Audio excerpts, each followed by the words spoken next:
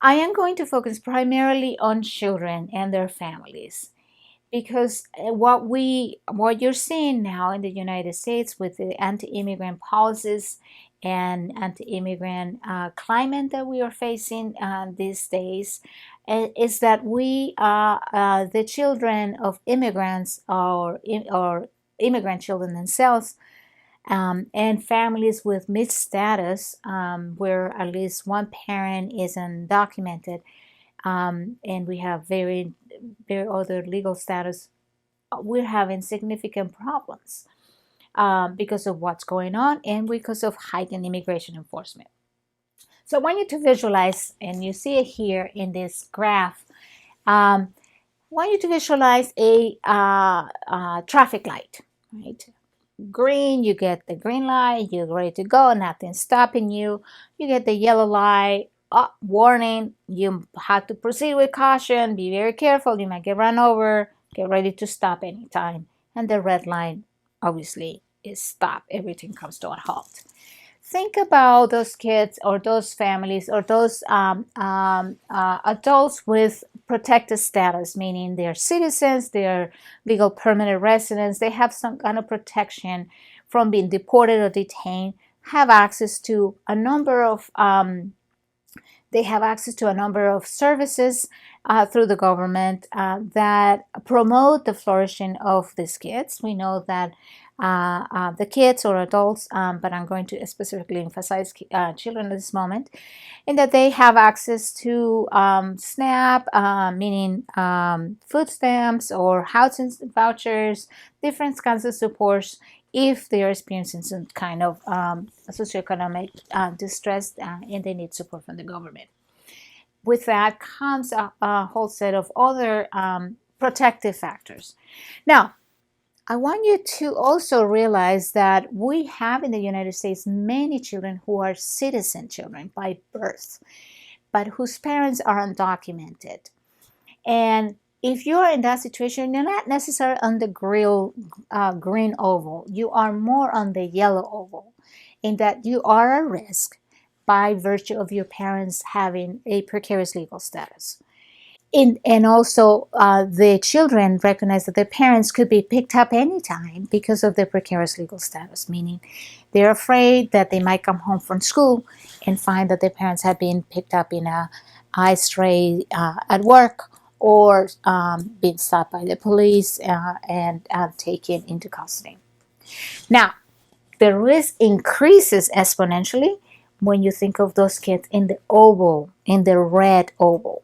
Okay, their lives comes to a halt when they are forced, they are separated from their parents by virtue of then being detained or deported by ICE.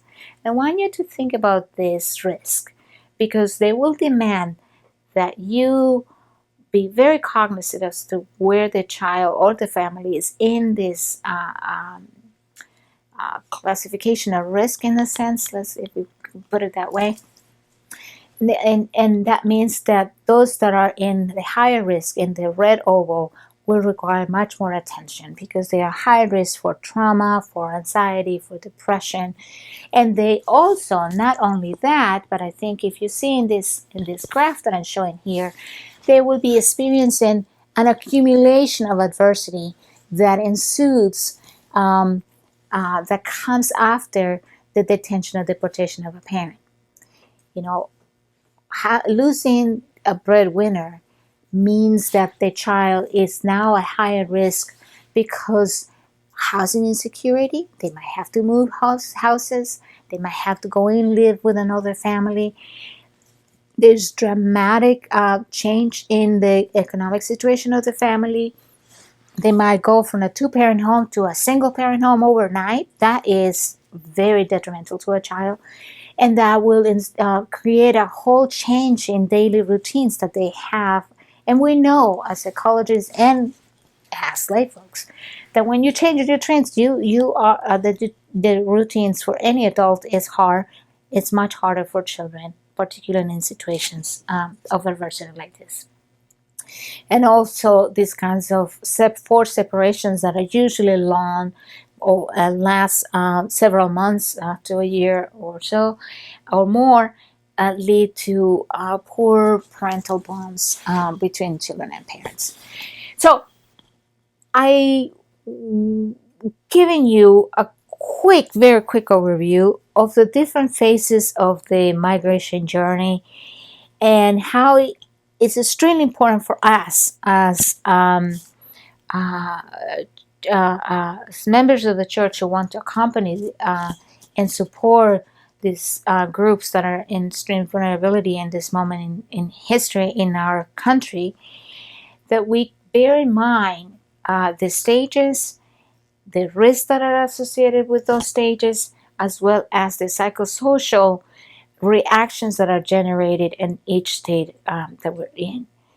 I highlighted for you as well, very quickly again, some of the risk that the immigrants, particularly the children of immigrants with precarious legal status, face in our country at this moment in time. And I did not mention about adolescents and young adults with DACA status, but that's another group as well that deserves our attention. That are probably, if we plugged in into that graphic, into that traffic light image that I'm giving you, they'll probably be in the yellow oval, meaning although they have protected status because of DACA in this moment in time is very fragile. It's been threatened to be discontinued. They might end up back in the shadows.